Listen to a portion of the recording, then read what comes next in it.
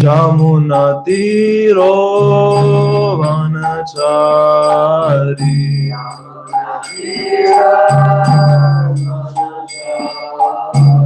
Jamuna tiro vanachari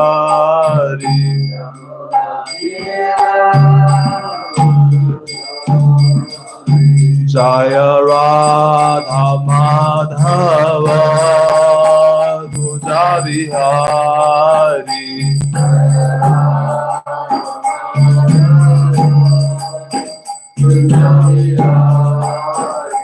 Jaya Radha Madhava Kunja Vihari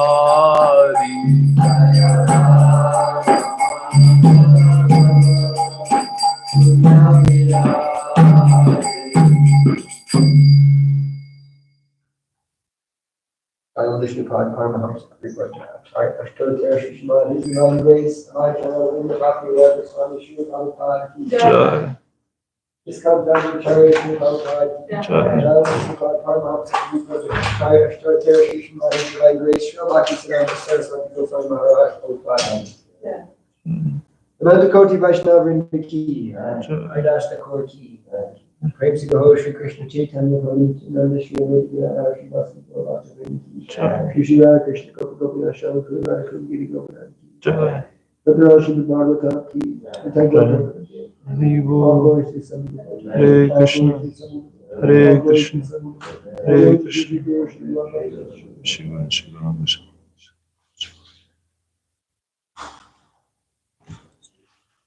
Oh, welcome everybody. Hare Krishna. Thank you for coming to my first class. I hope that I say some things are of substance for you all, although you are all very much senior to me. Today we'll be reading from the glorious Bhagavatam, Canto 4, Chapter 21, Instructions by Maharaj Prithu, verse 23.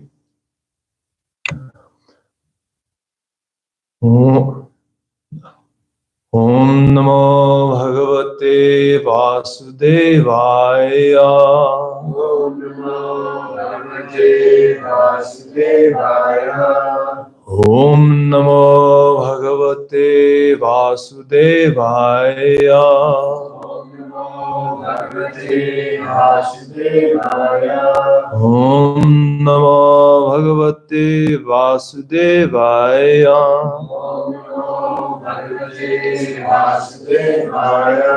Narayanam Namaskritya Naram Chaiva Narottamam Devim Saraswatim Vyasam Tato Jayamudirayat Nastapare Swabhadrishu Nityam Bhagavata Sevaya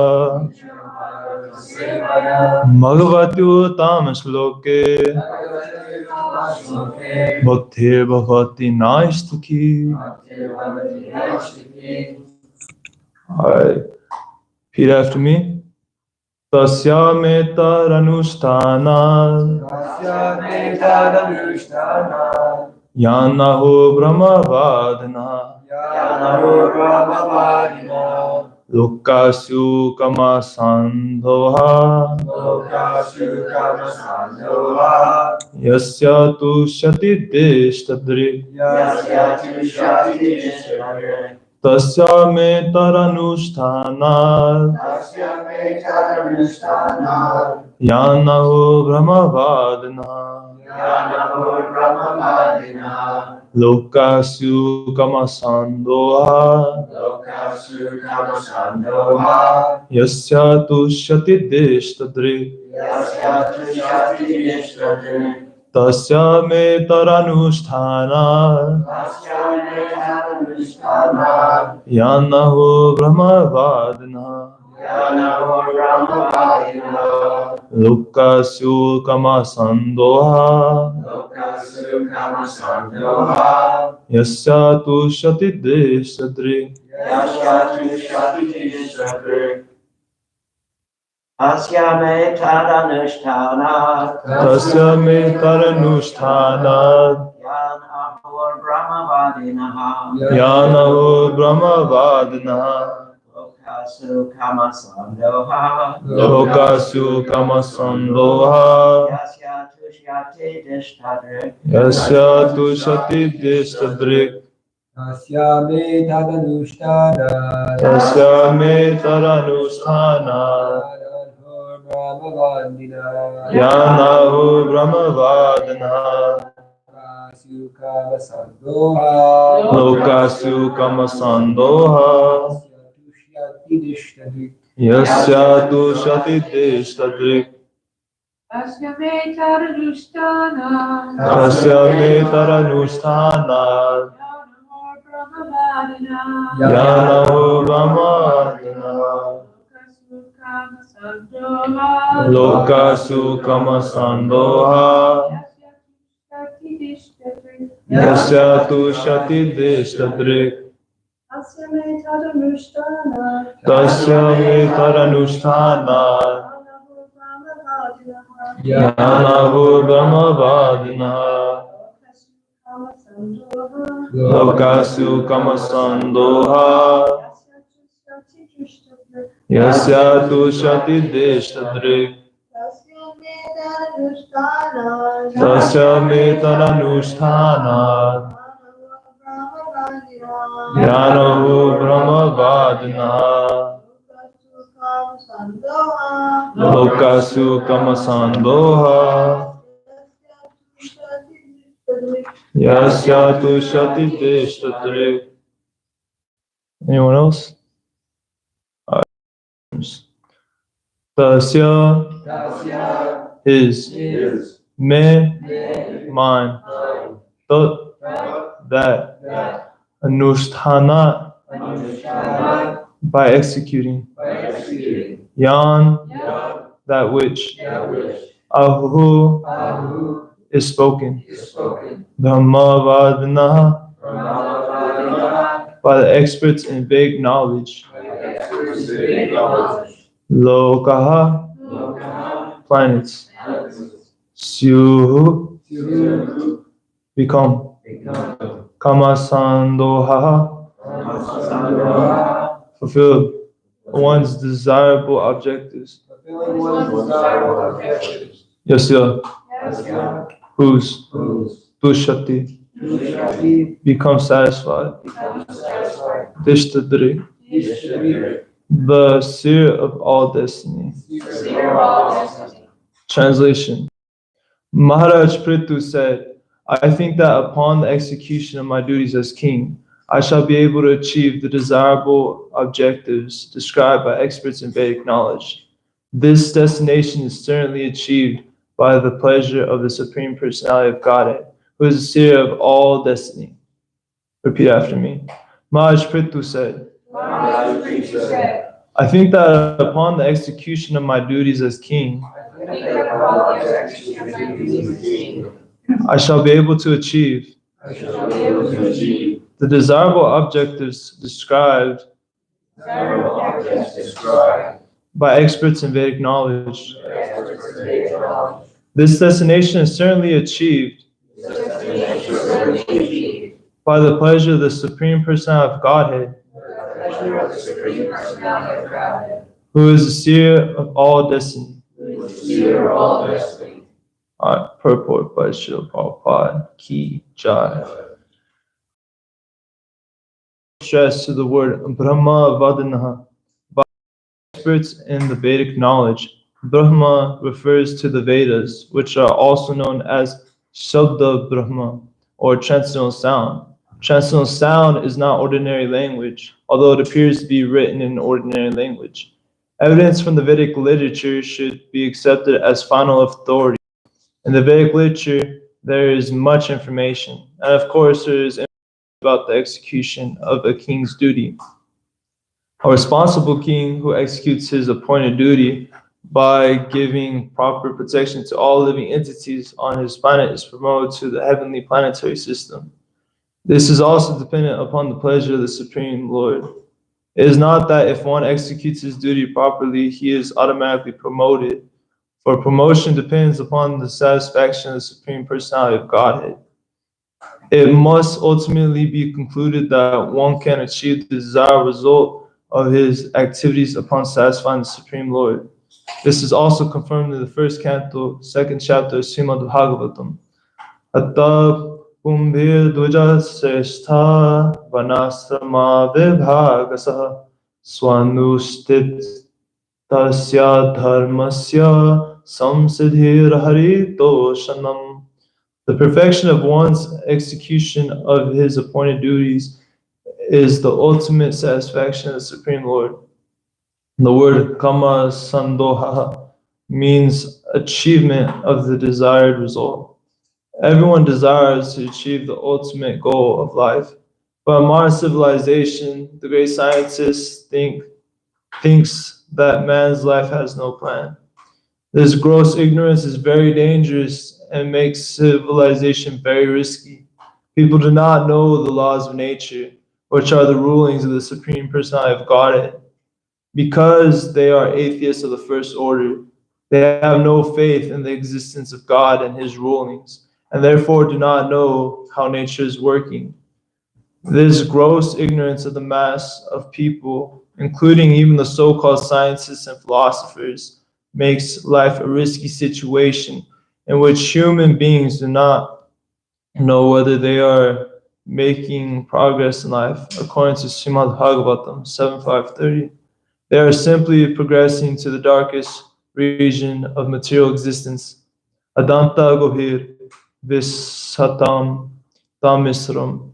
The Krishna consciousness movement has therefore been started to give philosophers, scientists, and people in general the proper knowledge about the destiny of life.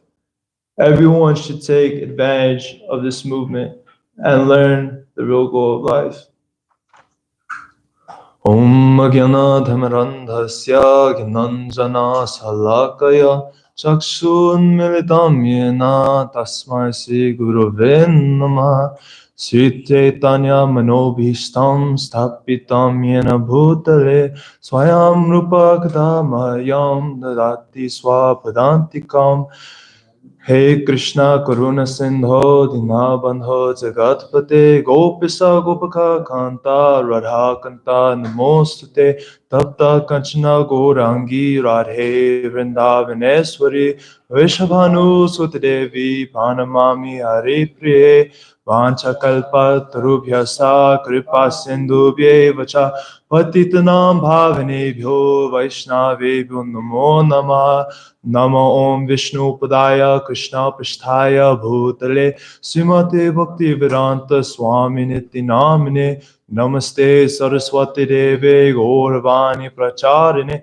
Nevasesha Sonyavari Pashatya Deshatarine Jai Sri Krishna Chaitanya Prabhu Nityananda Sri Advaita Gadadhar Shiva Sai Gaura Bhakta Vrinda Hare Krishna Krishna Krishna Hare Hare Hare Rama Rama Rama Hare Hare.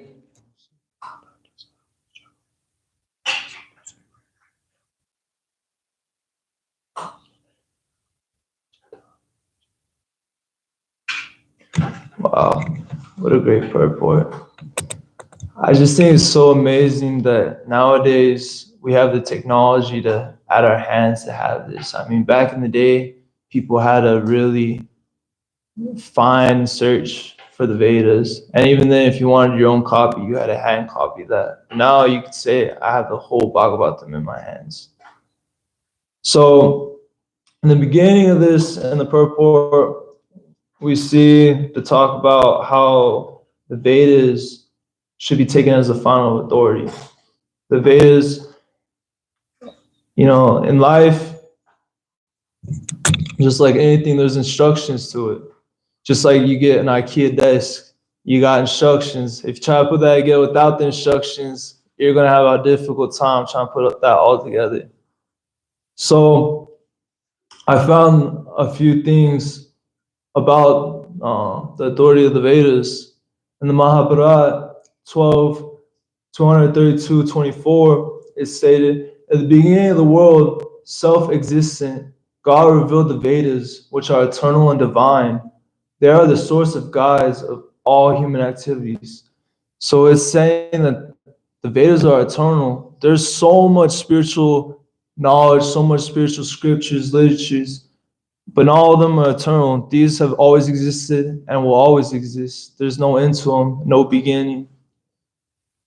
And in the Bhagavad Gita, Krishna himself has stated that he's the compiler of the Vedanta and the knower of the Vedas. Vedanta Krid Veda Vedeva Chaham.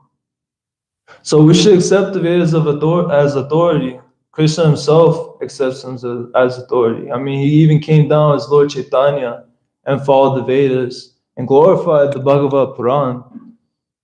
So within this verse, Maharaj Prithu has said, I shall be able to achieve the desirable objectives described by experts and be acknowledged.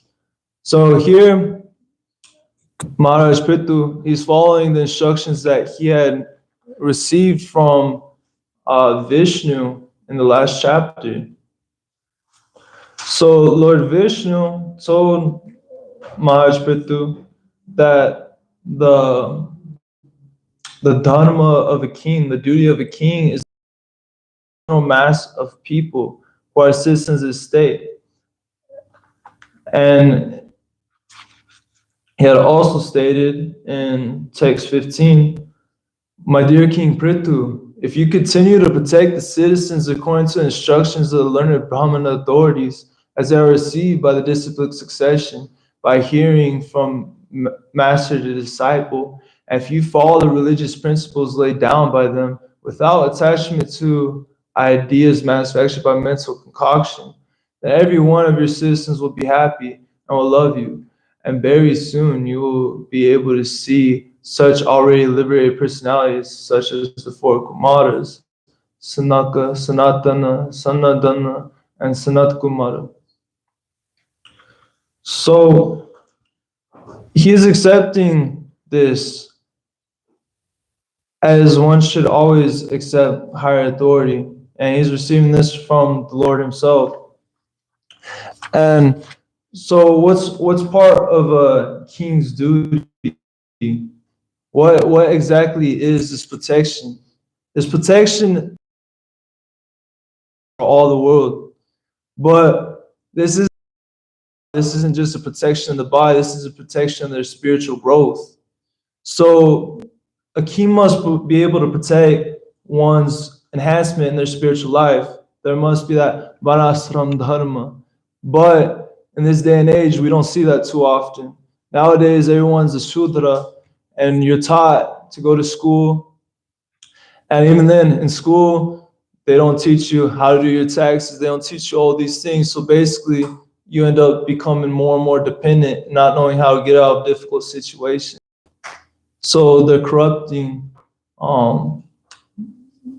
what would be Kshatriya. So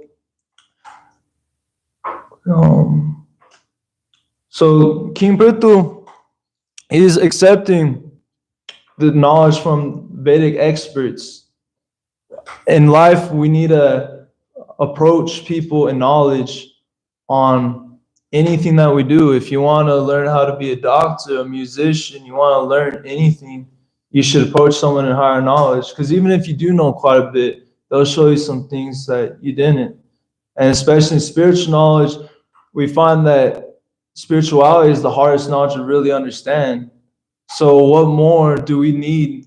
A spiritual master. We need someone to guide us in this journey. So, my bad. So we should accept a spiritual master and surrender unto him and serve him, because he has seen the truth and he can impart that knowledge onto us. And the Guru is basically an outward manifestation of Paramatma. He is our worshipful deity in a sense. He's who is leading us back to Krishna. And he can give us such knowledge. So let's go back to duty for a second. So Krishna says that one should do their duty, their prescribed duty, even though falsely, instead of another's perfectly. For following another's path is dangerous. So I thought of this example.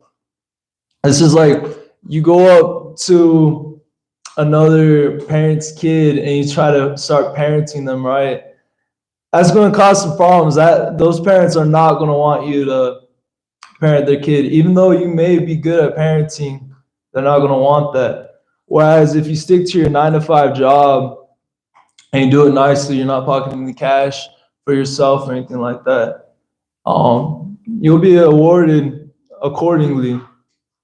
And in the same way, if we stick to the process of whatever occupation we're in, doing it nicely, we'll be awarded accordingly. But this does not mean materially, because it's stated in the purport that the perfection of one's execution of their duty is ultimately the satisfaction of the Supreme Lord. So no matter what you're doing, it has to come down to pleasing the Supreme Lord. Sam Siddhir Hari Toshanam, to satisfy the Lord. So that's actually our eternal occupation. That is Sanatan Dharma. Dharma means the intrinsic nature of the soul. No matter what body you're in, no matter what race, gender, ethnicity, no matter what, you're a part and parcel eternally of the Supreme Lord. And we have that relationship with Him. And that relationship is loving devotional service. If you love anyone, you're going to serve them. If your kid's sick, you're not going to be like, okay, go ahead and just figure it out yourself. No, you're going to serve them. You're going to make them soup. You're going to give them medicine, and vice versa. So no matter what, nothing can be achieved without the satisfaction of the Supreme Lord. You can try all you want with all your endeavors. If you decide I want to be rich, unless it's in your karma and that you satisfied the Lord in your past life, you're not going to get rich. That's not possible. It's impossible to achieve anything without the satisfaction of the Supreme Lord. And I was listening to this lecture, and Prabhupada was talking about how some people leave the movement because they find devotional service to be difficult. But he said, material life, you try to go and succeed in that, that's actually impossible. You can try all you want, but no matter what, you're always going to be unsatisfied and things aren't going to go according to your plans. So we see that a lot of scientists and philosophers, even people that a lot of the population looks up to, they don't see any inherent meaning or goal in this life. They're like real nihilistic. So as a default, not knowing that they have that occupational position with the Lord, they have to serve their senses. Who else do you serve? Where else will you get satisfied? And so this thought process is highly atheistic. Now, what does atheistic mean? Atheistic comes from the Greek word atheos. A meaning without, and theos meaning God. So to be without God is atheistic. Now, Prabhupada has said that one who does not believe in the words of the Vedas, they want to change, they want to misinterpret, interpolate, they are atheists. So even if they are reading these great scriptures and all that, if they're going anywhere deviating this, that's atheistic. They're trying to serve their own selves. They're trying to go without God's natural orders, without His words. So it's important to note that as soon as we interpret according to our imagination or anything, then the authority of the Vedas is immediately lost. They're no longer pure. They're no longer eternal. It's something else. It's not what it was. It's not as it is. So people who do such, They'll never achieve perfection, happiness, nor the supreme destination. Krishna says that in the Bhagavad Gita. And he also says, Naham prakasa sarvesya yoga maya samavrita mudhoyam navajanati lokom mamajam avyayam. I'm never manifest to the foolish and unintelligent. For them, I'm covered by my internal potency. And therefore, they do not know that I'm unborn and infallible. So, there is so much proof that God Himself exists, so much proof.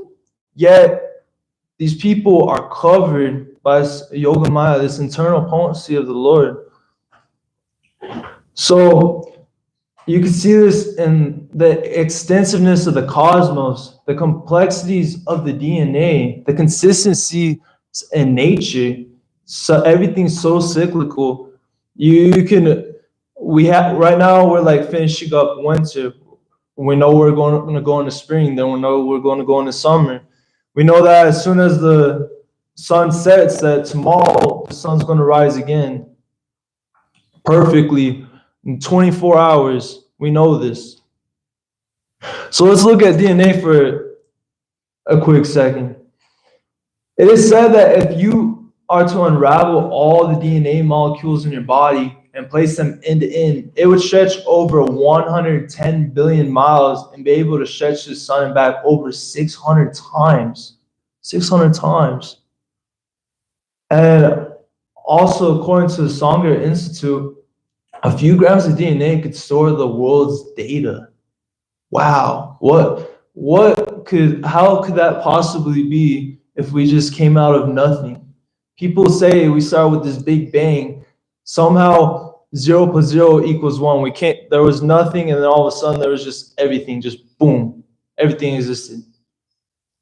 So even with all this proof, people, scientists, whatever, they'll say that no, there's nothing. There is no proof to this.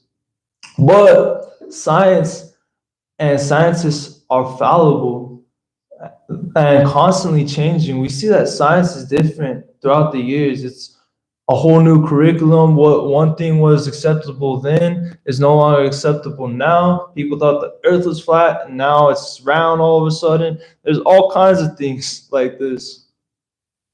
But Everything is fine again. Yeah. Oh. Everything is fine. yeah, there are those people. But even then, the scientists themselves believe that you can never have 100% proof of anything.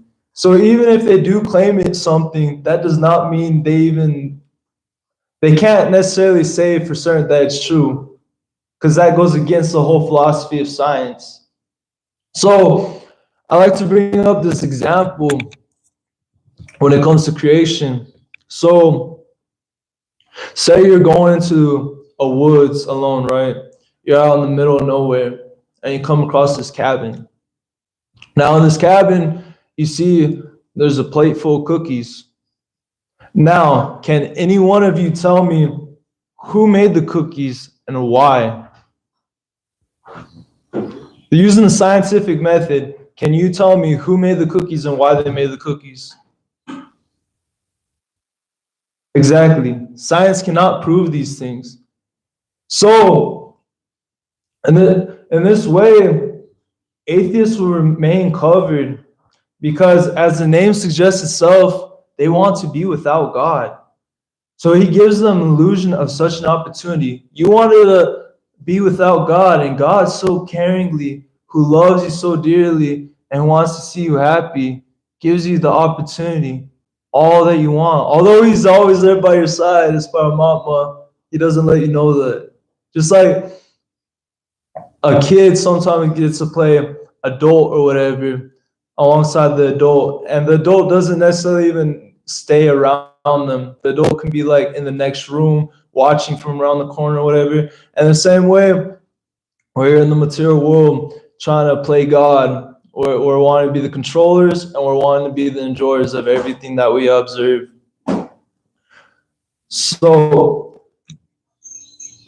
it will continue this way for them. But if such an atheistic person turns the search for God to existence in a non-opposing manner with even a little sincerity, Krishna will take 10 steps towards them. And if they continue to do so, he'll give them the understanding by which they can approach him, and he will destroy the darkness of ignorance. I don't know about you all, but when I was younger, I was hardcore atheist. I'd argue with kids in my preschool class that, no, you can't tell me there's some white guy with a beard up in the clouds saying this and that. You couldn't tell me that. And I lived like that for a long time until I sincerely decided, like, what do I gotta lose? I'll pray one time. Probably nothing will happen, but who knows? And boom, something happened. And then I decided, okay, that worked. Maybe that's just coincidence. Let's try some other things. And over time, I was like, it's undeniable. You can't, once you sincerely try, the sincerity is the thing. If you sincerely try to search for God, he'll show you himself in so many divine ways, put you in so many divine circumstances that you're like, how else could this have ever happened? Krishna is so eager for us to turn to him because we turned away from him. He's been waiting with us birth after birth, thinking, you know what? Maybe in this birth, maybe this time, he'll finally look towards me. He'll finally want to be with me. And yet, we're still here. I mean, luckily, we're here in the temple now, and we're searching him out. But we're still here in the material world because we decided, you know what? Not this lifetime, Krishna. Let me have this for myself. So we have the process of bhakti we've been given. Just for that, we have the 9 different processes. We have nice prasadam here, devotee association.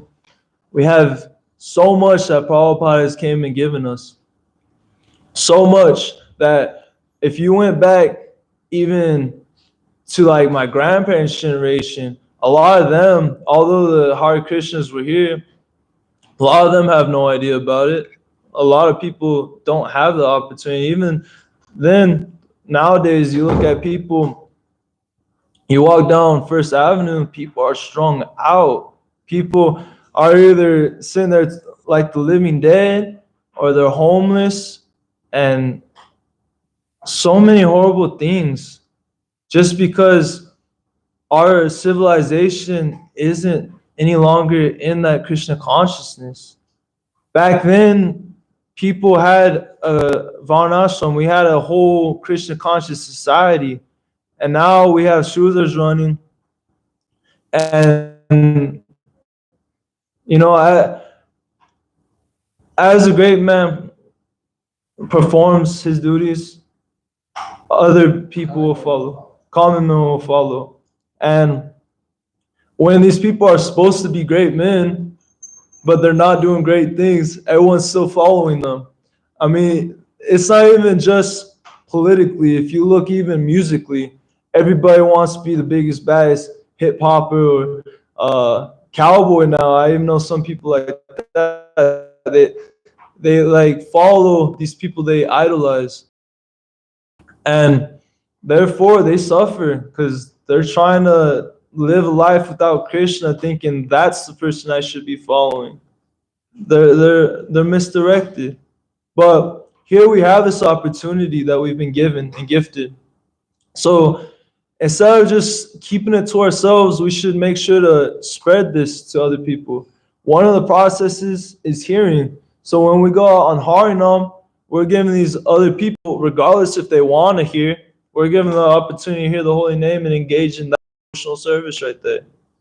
And if one of them is sincere enough, then Krishna will immediately take them and make them into devotees. We've seen that happen. We've seen people just upon hearing Harinam become devotees, or at least start coming around more often. And so we see in today's text that as long as we follow our prescribed duties, whatever asana or whatever, if we follow it for the satisfaction of the Lord, everything will be achieved. And that's the whole point of human life, and that's the whole point of life in general, the satisfaction of the Supreme Lord. And I think that's about time. So, do we have any questions or comments? Keep it simple. I'm not that smart. Yes, get done. Thank you, Prabhu. Fantastic job. That's so nice. I'm so happy to see you giving class. I'm so happy to help take part in it. So I just wanted to comment that you said that nice being an atheist means, without atheos, without God. So it made me think that, even it could be devotees, but even those who are so-called devotees, even those who say they believe in God, but they don't actually have a relationship with God. Or, I know people who are like literally hardcore drug dealers, right? Not like light drug dealer, like hardcore drug dealers that are like, yeah, I'm a Christian. And, I don't think they've ever, gone to church or anything in so many years, and I mean, to say in one sense they're atheistic because, they're saying, I believe in God. There's no sense they're without God. And so, yeah, that's a nice point that even those who, say they believe in God, they're actually without God. So they're atheists. And I'm sure Prabhupada, actually the Vedas confirm that. They say, if someone equalizes, the name of Shiva, Brahma with the name of Krishna, then they're atheistic. They're prashandis and they're offenders. Yeah, that's a good point. So I once had a friend that was said to me one time, the huge majority of atheists are sitting in the churches every Sunday, and we can see this, like Kirtan was saying, but you can see this in the behavior, not only of the parishioners, but the leaders of these churches too, because they're not serving their parishioners, they're not trying to get them to have a relationship with God. They're trying to, raise money so they can buy another jet, or an example in my own family, my mother would make us go to church every Sunday, but then would leave and go to the bar and drink, like immediately after church. So it's just, atheism is really sad, especially when it comes to the leadership of church. And so I think it's so important, like you said, that we need to be giving this knowledge to other people. And I always say this when I bring up this idea in my class, but like in 12-step meetings, they always say, we can only keep what we have by giving it away. And I think that is very true. So I gave Ethan the opportunity to give class. Huh? So I'm glad I gave Ethan the opportunity to give Yeah. class. Teacher Giri Dhati has a question if you're. Okay, yeah. Since he was one of the main people who. I was actually going to send him the link because I was thinking this is going to make Atishta very happy because Atishta was so involved in preaching to you and speaking to you. So his question is, hope he's still on. He says, when you prayed, what happened? LOL. Then boom, something happened. What happened? Yeah, so at that point in my life, I was a freshman in high school, and I had some family drama going on, and I was just so tired of it. I was like, okay, like if God really exists, He's the Almighty, He can solve this like anything. So I was like, what do I gotta lose? If He exists, then something will happen. If not, then it's not like anything would have happened if I didn't pray anyway. So I prayed. There was a certain situation that happened. I was like, please resolve this if you exist. And literally, like, within 5 minutes, it was resolved. And I was like, no way, this is crazy. And then I tried it again with a few other things, and yeah, I kept getting consistent results. So I was like, how could I keep denying God's existence after that? And as I tried more different things, there were more results. I was like, wow, you really are real. Now I gotta figure out who you are and what you're like. Any more questions or comments? We got room for one more. Yes. Receiving your words, brother, it was so beautiful. I was going to speak about the Varnashram Dharma and the practical implications of it within community. We find that Prabhupada, before he left this world, he spoke about it intensively. And I think that he wanted to push forward those elements to our communities around the world. And so, in your experience, what do you find that could be of benefit to us as devotees within the communities that we are a part of and that we serve in? So you're asking, like, in Varnasama? So, Could you see improvements or benefits of any nature that we could, bring that mood and that service of Prabhupada and his heart through all of our exchanges and such? yeah, that's a great question. Improvement wise, I don't think I'm quite qualified to speak on. I think in that sense, I guess maybe figuring out how to go about setting that in order. Maybe a little farm community, something like Prabhupada was wanting. But in the sense of like what we got now, I mean, even here especially, we see that we keep everyone engaged. They might not be chanting 16 rounds, they might not be attending Mongol arts or anything like that, but they're still doing their duties. They're working in the garden, they're doing woodwork, they're doing all kinds of different things. So I guess as a community, to find what you're good at and see how you could use that in service at the temple or in the community in general. All right, I think that's time. Thank you all so much. Srimad Bhagavatam ki. Sure, Prabhu ki. Thank you all so much.